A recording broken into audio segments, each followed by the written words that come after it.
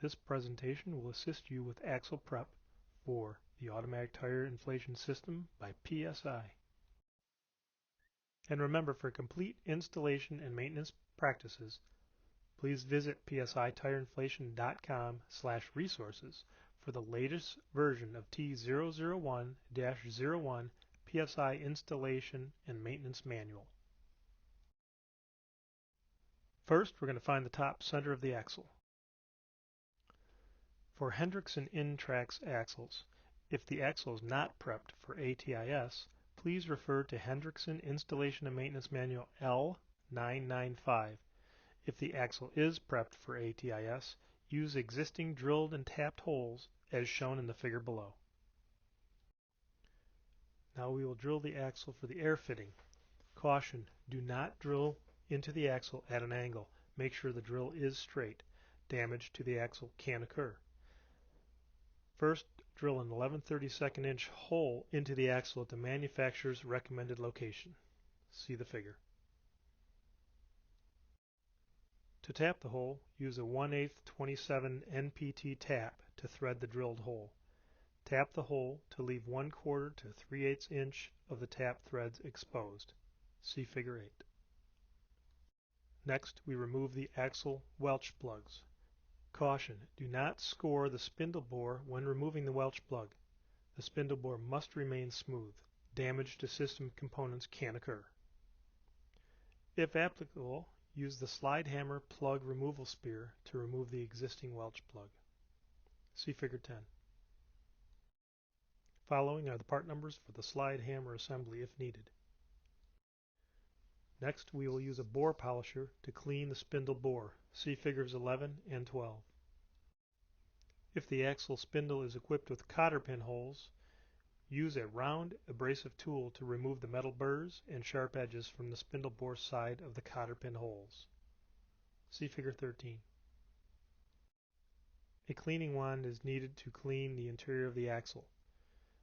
The axle interior must not contain any debris or unwanted material. Damage to system components can occur. You'll need to connect a cleaning wand to a high volume air supply once completed. To clean the inside of the axle, slowly push the cleaning wand through the axle to the opposite end. This will cause a steady stream of air to blow out from the axle spindle. Next, use a flashlight to look into one end of the spindle through to the other end to make sure there is no debris or unwanted material in the axle. If necessary, clean the axle again to remove any debris and other unwanted material from the opposite end of the spindle. Next, we will need to select the correct axle press plug drive adapter. See figure 17. Axle press plug part numbers are shown below. Additional part numbers are available in the PSI parts manual. Next, we need to install the axle press plug drive adapter on the drive handle. See figure 18. Next, we will need to clean and prep the press plug. Caution, a new towelette must be used for each wheel end to prevent contamination. Damage to system components can occur. Clean the exposed surface of the O-ring and axle press plug outside diameter using a moist towelette. See figure 19. Now we will clean and prep the inside of the spindle bore. Use a towelette to remove contaminants and unwanted materials from the spindle bore. See figure 20.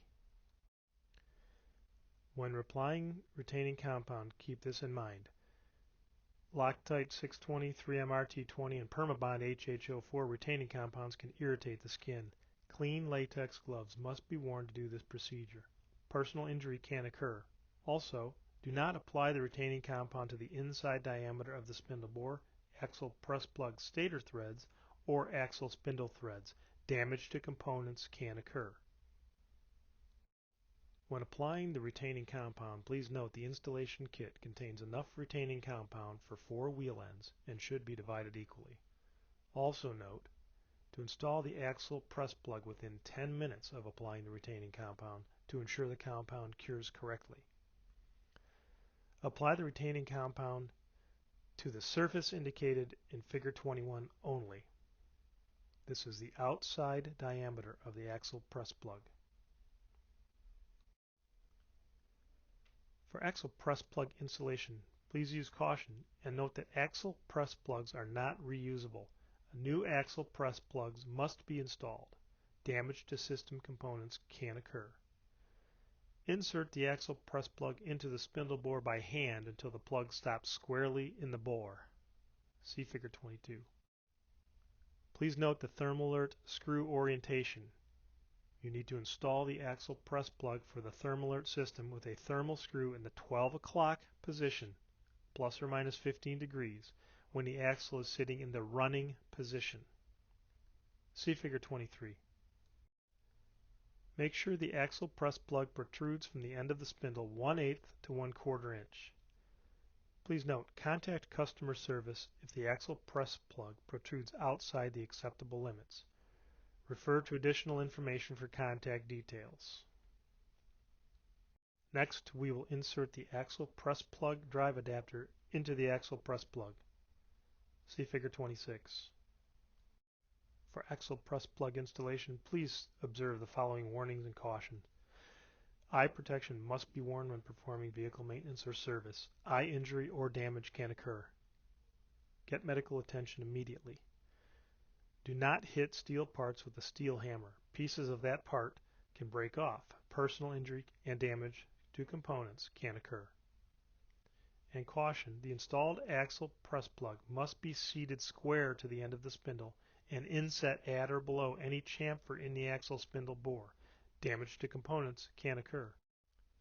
We use a 4-pound brass or synthetic mallet to drive the axle press plug into the spindle bore until the drive adapter bottoms out squarely on the end of the spindle. Note, an axle press plug that is flush with the end of the spindle is not seated correctly. The drive adapter sets the axle press plug installation depth. The sound and feel of the hammering will change when the drive adapter bottoms out. It's important to make sure the axle press plug is seated beyond the chamfer of the spindle bore. Remove excess retaining compound from the spindle and axle press plug drive adapter. Wait at least 30 minutes after installing the axle press plugs to pressurize the system. This will allow the retaining compound to properly cure. Next, we move to stator installation. Note, current production stators have sealant pre-applied to the stator threads. If the stator is removed from the spindle, apply sealant to the threads again. Apply a sealer to the stator threads if necessary. See Figure 41. Next, install the stator and hand tighten into the press plug. Use a 5/8 inch socket to tighten the stator to 23 to 28 pound-feet of torque. Next, we'll move on to the system pressure check. Caution, wait at least 30 minutes after installing the axle press plugs to pressurize the system. This will allow the retaining compound to properly cure. Seal the open end of stators on both wheel ends. Using 120 psi clean air source, pressurize axle through top center axle hole. Check for leaks. Use a non-corrosive leak detecting solution to check press plug circumference and stator threads for air leaks. Next, we'll plug the hole for transport using a 1/8 27 NPT pipe plug.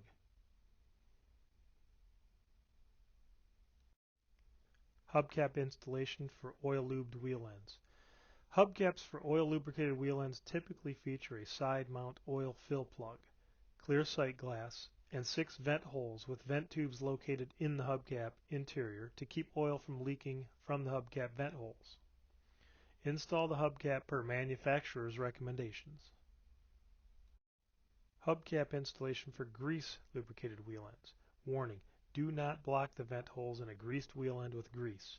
Blocked vent tube holes will prevent system air from venting from the wheel end. Personal injury or damage to components can occur. Hubcaps for grease lubricated wheel ends have 6 vent holes with vent tubes. However, they typically do not have a side mounted fill plug. Install the hubcap per manufacturer's recommendations. Next, we'll seal the hubcap Thru-tee and vent holes for transport.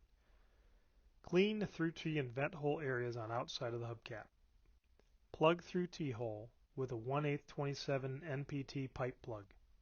Place protective vinyl tape over entire through-tee and vent hole area to ensure no air, water, or contaminants can enter the wheel end cavity during transport.